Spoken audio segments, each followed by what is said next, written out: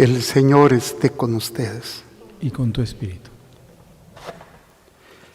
Proclamación de la buena nueva de nuestro Señor Jesucristo, según San Lucas. Gloria a ti, Señor. En aquel tiempo un fariseo invitó a Jesús a comer. Jesús fue a la casa del fariseo y se sentó a la mesa. El fariseo se extrañó de que Jesús no hubiera cumplido con la ceremonia de lavarse las manos antes de comer. Pero el Señor le dijo: ustedes los fariseos limpian el exterior del vaso y del plato. En cambio, el interior de ustedes está lleno de robos y maldad. Insensatos. ¿Acaso el que hizo lo exterior no hizo también lo interior? Den más bien limosna de lo que tienen, y todo lo de ustedes quedará limpio. Palabra del Señor. Gloria a ti, Señor Jesús. Por la lectura del Santo Evangelio, sean perdonados nuestros pecados veniales. Brevemente sentados, por favor. Cada uno de nosotros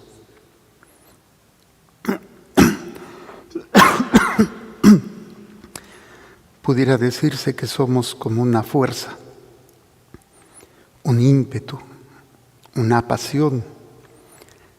Tenemos muchas emociones y muchas experiencias que avivan, que explotan, que hacen que nuestras acciones o nuestras palabras nos lleven a perder el control. Y esto creo que no es necesario explicarlo. Todos lo experimentamos en diferentes medidas, formas, tiempos, momentos. El enojo, la ira, la tristeza, el deseo, la necesidad, la frustración. El problema no es tener todo esto. El problema es que no tengamos un freno, algo que nos ayude a controlar, que nos ayude a medir y a evitar muchas veces consecuencias de las cuales a veces podemos arrepentirnos para toda la vida. Entonces, estas experiencias se dan desde que estamos niños, ¿no? El niño, sin estar consciente, hace berrinche, llora porque tiene hambre, porque tiene sueño, porque tiene frío, porque quiere algo, porque no quiere algo. Y conforme va creciendo, pues esto no se detiene ahí, va aumentando, porque luego ya puede hablar o ya puede moverse para alcanzar lo que quiere.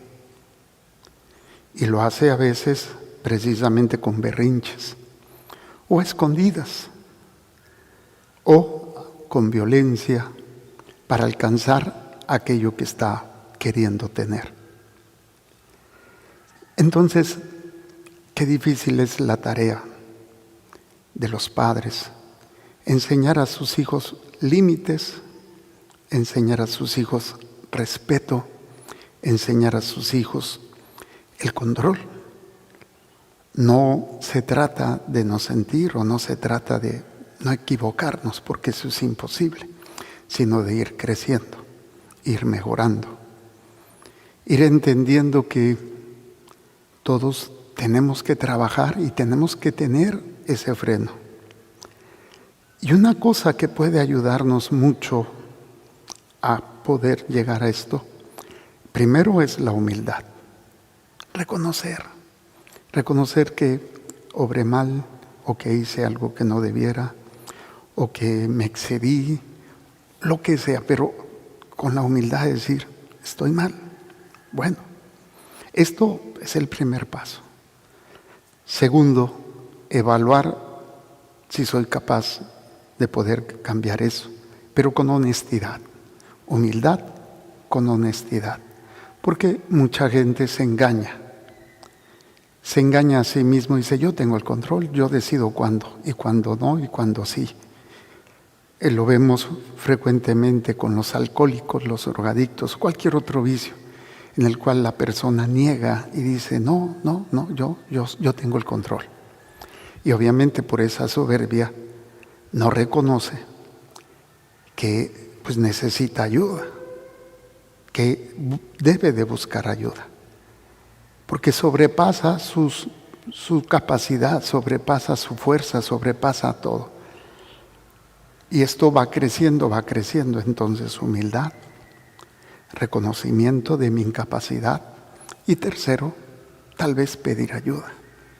Buscar ayuda, por ejemplo, grupos de atención, psicología, terapia, obviamente y fundamentalmente la vida espiritual, que en el fondo pues para nosotros vendría que sería la fuente de donde vendría todo lo que necesitamos, en su mayoría, para poder ir trabajando en ese control, porque nos hace buscar, pedir en Dios su fuerza, su gracia, para no permitir que se siga perdiendo el control. Obviamente hay muchas formas en las cuales Dios actúa y puede ser a través de personas o a través de consecuencias que se dan por las decisiones y acciones que hemos tomado y que trae a veces dolor o pérdidas o sufrimiento. Entonces, ¿qué sucede cuando no permitimos todo eso? Somos entregados a nuestras pasiones, somos entregados a nuestra manera de vivir, a nuestra manera de entender la verdad, la vida, lo correcto, lo incorrecto. Y a veces no nos damos cuenta o no queremos darnos cuenta de que no se trata de lo que yo siento o creo, sino algo tan fundamental como el orden, el respeto, la situación de, pues hay una autoridad o hay no sé, lo que sea. Pero a veces no se da eso. Obviamente, pues esto lo vemos en todos los ámbitos, en el trabajo, en la familia, en todas las actividades. Entonces, mi querido Pablo, en este inicio de carta a los romanos, plantea el fundamento que debe de ser el arma más poderosa que tengamos, el Evangelio, la palabra de Dios. Y promoverla, predicarla, enseñarla, pero sobre todo vivirla. Pablo se presenta como alguien sin vergüenza, o sea, no se avergüenza por lo que está haciendo, por lo que tiene que hacer, ¿sí? Porque esto es mucho más fuerte que cualquier otra cosa, porque Pablo así lo quiso con la gracia de Dios, pero su voluntad o su entrega completa a Dios se vuelve una fuerza en él que va a ayudarle a permitir que todo lo demás tenga control, tenga esos frenos en sus pasiones, en sus palabras, sobre todo cuando es más su ser, o sea, su voluntad o su querer, su sentir, que la de Dios. Entonces dice Pablo, no me avergüenzo de predicar el Evangelio, que es una fuerza de Dios para salvar a todos los que creen. Entonces, hay fuerzas que influyen en nosotros por nuestra naturaleza humana caída. Le llamamos la concupiscencia, el pecado original. Y estas fuerzas nos mueven, nos empujan, nos arrastran, nos encadenan, nos torturan, nos destruyen de muchas maneras. Entonces a veces creemos que podemos o buscamos cuestiones humanas muy buenas como la terapia, la psicología, la psiquiatría, yo no sé. Pero para que una fuerza pueda ser controlada tiene que haber otra fuerza más grande, más poderosa. Como si pusiéramos, no sé, a competir dos fuerzas en direcciones opuestas. Y obviamente, si una es más fuerte, terminará por mover, reemplazar o contener pues la otra. ¿De qué va a depender? De la fuerza que tenga Dios en nosotros, del poder que nosotros le demos a Dios en nuestra vida. Entonces, mientras nosotros no le demos ese poder a Dios, las demás fuerzas seguirán dominándonos. No desaparecerán, Esto no crean que desaparece. La tentación, la miseria humana no desaparece. Siempre estará ahí. En cuanto nos descuidemos y permitamos que la fuerza de Dios, o sea, la vida de gracia de Dios en nosotros, disminuya por falta de oración, por falta de humildad, por falta de vida sacramental, por falta de vida práctica, esto va perdiendo su fuerza. Entonces vamos siendo vencidos otra vez por aquello que creíamos que estaba ya dominado. Bueno, entonces esta fuerza de Dios no solamente es para mí, o no solamente es para contenerme, es para lograr a otros, llevar a otros este mensaje y también ellos sean salvados. Esto le llamamos evangelización. Esto le llamamos la tarea de la Iglesia. El Papa León nos invita a celebrar este próximo domingo las misiones.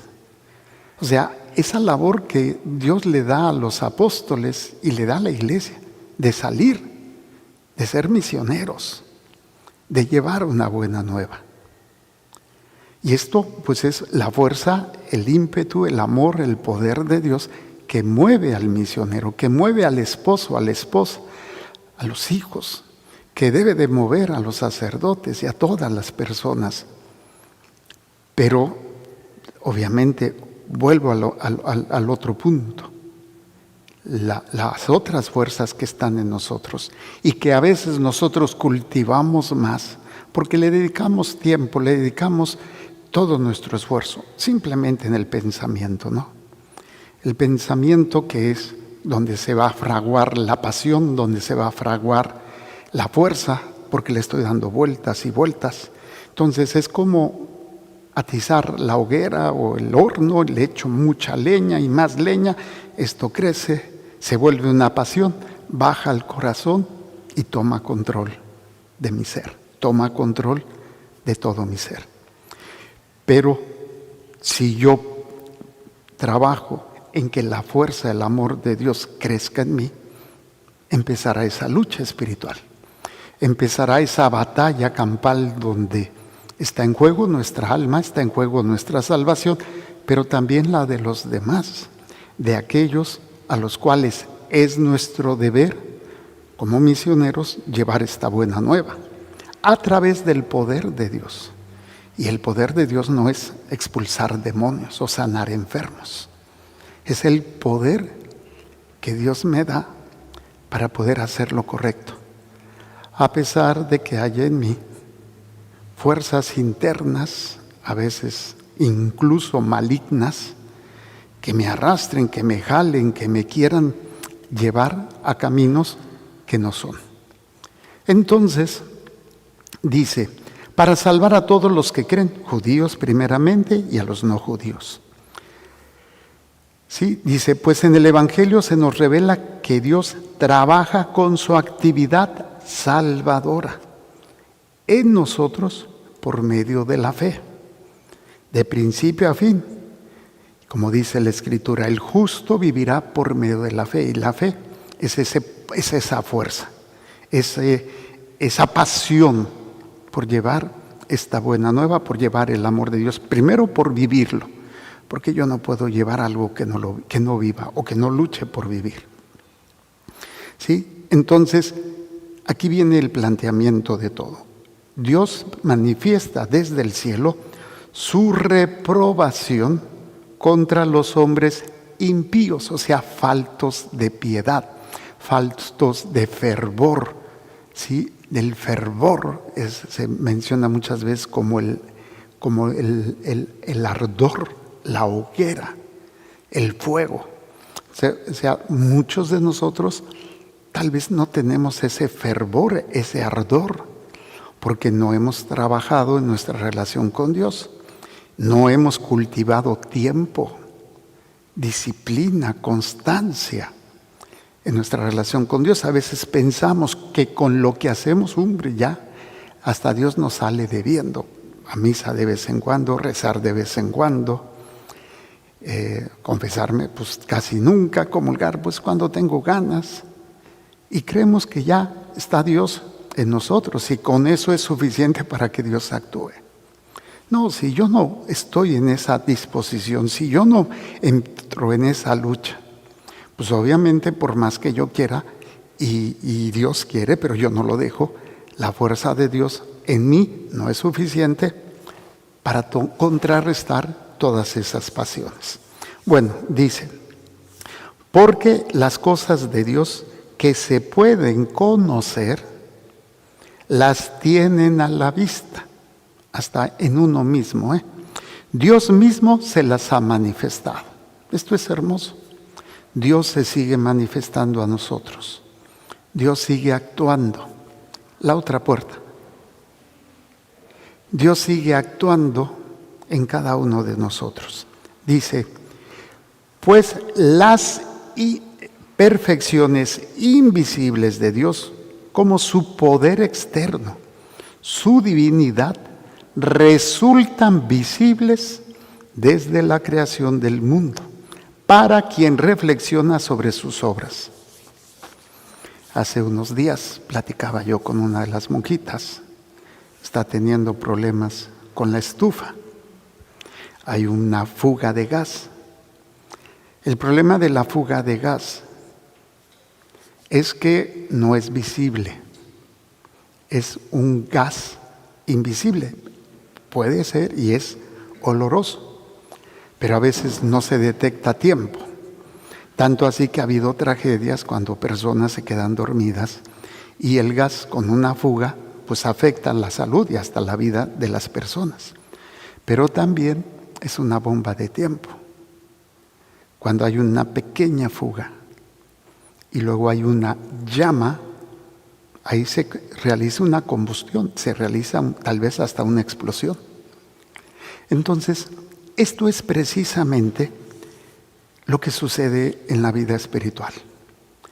Puede ser la gracia de Dios o puede ser la vida de pecado, que no vemos, pero que está ahí y que puede generar una explosión para la vida, para el amor o para la destrucción y hasta para la muerte. Entonces, ¿en qué reflexiono yo? ¿Qué es lo que yo medito? ¿Qué es lo que yo pienso? Y ahí es cuando nos damos cuenta por qué el poder de Dios no le dejo crecer en mí. Porque mi pensamiento, mi deseo, mis búsquedas no están en Dios. No es como meta Dios y mi servicio a Él. Y en cambio, todo lo demás, las pasiones, las situaciones temporales, que a veces no es que sean malas, pero se pueden volver peligrosas como esa fuga de gas. Pues entonces viene una chispa y explota y me destruye. Y termina por destruirlo todo. Entonces, ¿qué es lo que yo medito? ¿Qué es lo que yo me nutro? Es esa presencia o de la gracia de Dios, del poder de Dios, o de mis pasiones y de mis miserias. Con una se enciende la llama, Espíritu Santo, Pentecostés, la gracia de Dios, que me ilumina, me fortalece, me da calor, me da fuerza, me da paciencia, me da todo. Y la otra es una bomba que estalla y destruye, no solamente a mí, sino a todos los que están a mi alrededor. Entonces, las perfecciones invisibles de Dios, como su poder eterno y su divinidad, resultan visibles desde la creación del mundo para quien reflexiona sobre sus obras. Podemos hablar de la misma creación, el sol, las estrellas, las nubes, los niños, los demás. Pero ¿qué mayor obra que la redención, la encarnación, vida, pasión, muerte, resurrección, ascensión y glorificación y la segunda venida de nuestro Señor. En la medida en que yo medito, que yo trabajo en ello, entonces este gas de vida, este gas que va a iluminar mi vida, pues es lo que va a crecer en mí. Pero si yo no trabajo en ello, pues lo otro lo tengo inherente, lo tengo en mí, porque tengo ese descontrol, tengo esa fuerza que arrastra, que destruye. Entonces, dice, las perfecciones invisibles de Dios, como su poder eterno y su divinidad, resultan visibles desde la creación del mundo para quien reflexiona sus obras. Para quien reflexiona. Entonces, no es que no estén, es que no reflexionamos, no profundizamos, no nos alimentamos. Dice, de modo que no tienen disculpa. No tienen disculpa.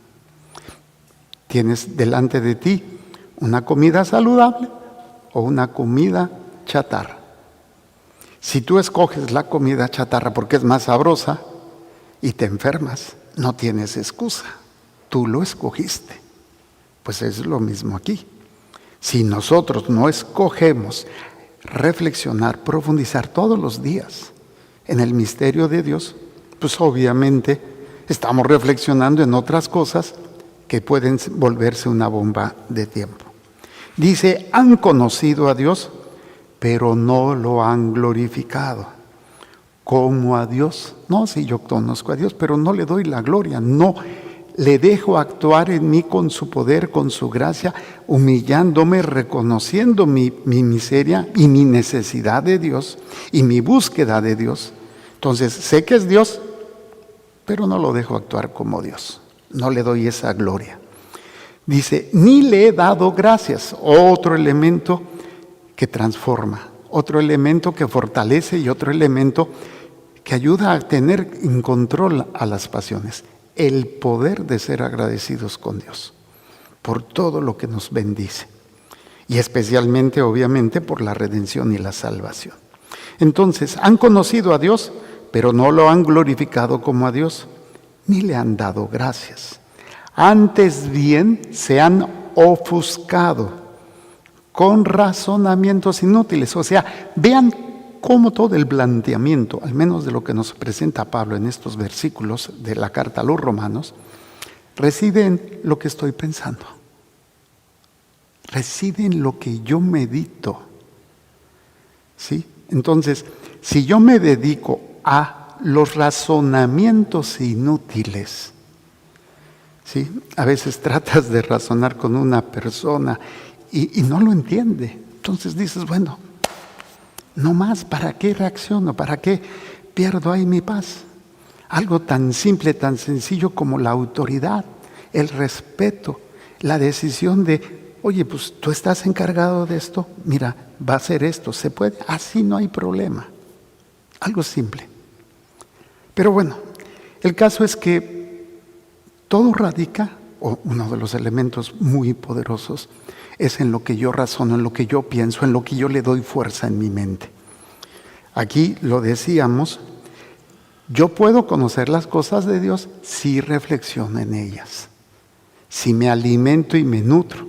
Pero aquí dice Pablo, ¿sí? Se han ofuscado con razonamientos inútiles y su insensata inteligencia se ha llenado de oscuridad. Entonces, ¿qué sucede? Eres entregado a aquello de lo cual tú te has alimentado. Y lo va a decir Pablo. Pretendían ser sabios, pero se volvieron insensatos. Cambiaron la gloria de Dios, que ese es lo que nosotros tendríamos que trabajar en todos los ámbitos, que mis obras, mis acciones le den gloria a Dios. Dice, pues cambiaron la gloria de Dios inmortal por imágenes de hombres mortales. Aquí habla de la idolatría, pero aquí no solamente es idolatría de tener un ídolo. Y para mis hermanos protestantes que lo dicen, ay, atrás tiene ídolos, no son ídolos. Es muy diferente una imagen a un ídolo. Pero no me voy a detener aquí hablar sobre eso. Entonces, en lugar de darle la gloria a Dios, yo le doy la gloria a lo que yo le doy poder en mi mente. Y se vuelve mi ídolo. ¿Por qué mi ídolo? Porque yo le dedico tiempo, esfuerzo, a veces hasta sin darnos cuenta, adoración al problema, al sentimiento, a la pasión desenfrenada. Porque le entrego mi voluntad, le entrego mi ser, aquello que yo estoy reflexionando y que no tiene que ver nada con Dios. Cambiaron la gloria de Dios inmortal por imágenes de hombres mortales, aves, cuadrúpedos, reptiles. Y fíjense aquí, entonces, ¿qué sucede? Por eso Dios los entregó. No es que Dios nos abandone, es que nosotros le dimos más fuerza. Entonces, Dios te deja. Pero Él busca siempre de alguna manera que recapacites, que te conviertas, que te arrepientes. Pero si no tengo yo la fuerza de Dios, pues obviamente me entrego yo y Dios me da la libertad, me entrego yo, como dice. Los entregó a los deseos impuros de su corazón, que empieza aquí arriba. Y llegaron a tal inmoralidad que deshonraron sus cuerpos unos con los otros. Obviamente aquí está hablando del pecado de la carne en todos los ámbitos: adulterio, fornicación, homosexualidad, etcétera, pederastía, todo aquello que sabemos, y que no solamente es eso, sino todo aquello que nos lleva al pecado, ¿no? Somos entregados a ello, ¿por qué? Porque es nuestra naturaleza caída. Es esa condición que tenemos todos de pecado. Entonces dice, cambiaron al Dios verdadero por dioses falsos, y dieron culto y adoraron a la criatura en vez de al Creador. Una de las cosas que le debemos a Dios, se lo debemos, es el culto de adoración. Si yo no adoro a Dios, entonces mi vida está adorando otra cosa. Aunque no lo diga, aunque no lo proclame, aunque ni siquiera lo piense, pero yo estoy adorando otra cosa porque no estoy adorando a Dios. Puede ser incluso diferentes cosas en diferentes momentos, mi voluntad, el dinero, el placer, el miedo, no sé. Porque eso es algo que yo le debo a Dios. Y eso es algo que desgraciadamente no hacemos. Y por eso el poder de Dios no es suficiente en mí, no porque Dios no tenga el poder, sino porque yo no se lo permito. Yo no entrego mi vida completamente a Cristo para que Él haga lo que tiene que hacer en mí, con la humildad y el reconocimiento que solo no puedo y que necesito de Dios. Entonces, por eso nos invita al arrepentimiento y a vigilar lo que hay en nuestro interior. En el Evangelio, Jesús, al comer en la casa del fariseo, pues había una serie de ritos muy importantes dentro de la cultura judía, como el purificarte antes de comer. Sería para nosotros como lavarnos las manos, pero ahí había un sentido religioso, ¿sí? El caso es que Jesús no lo hace y los fariseos empiezan a criticarlo. Y es cuando Jesús les contesta, ustedes fariseos limpian el exterior del vaso y del plato, pero el interior de ustedes está lleno de robo, maldad.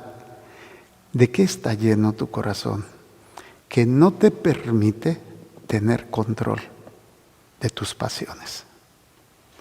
Por eso, un proceso de humildad, de pedir perdón, de arrepentirnos y pedir ayuda en Dios puede cambiar nuestro corazón. ¿De qué está lleno mi corazón? Que me ha impedido poder tener control de mis pasiones. Incluso, entonces, ¿cómo puedo empezar a luchar? Porque a veces no tengo el tiempo, no sé cómo. Un paso fundamental que es abrir una puerta para ir creciendo, la caridad. La caridad. Y lo dice.